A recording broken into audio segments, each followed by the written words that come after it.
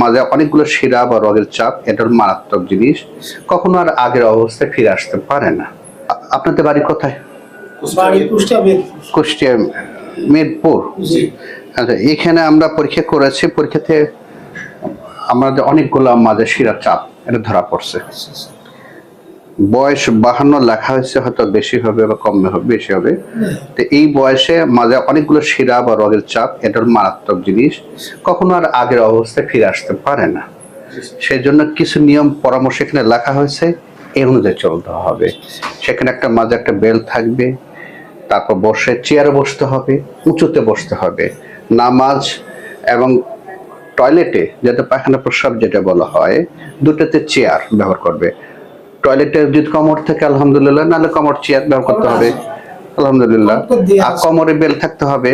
ব্যথা যন্ত্রণা যেখানে আছে সেখানে একটু গরম সেক দিতে হবে, বুঝতে পারলেন? আর হচ্ছে শুয়ে থেকে একটু 5-4 ব্যায়াম করবে। এই ব্যায়ামটা ওদের কাছে শিখে যাবেন।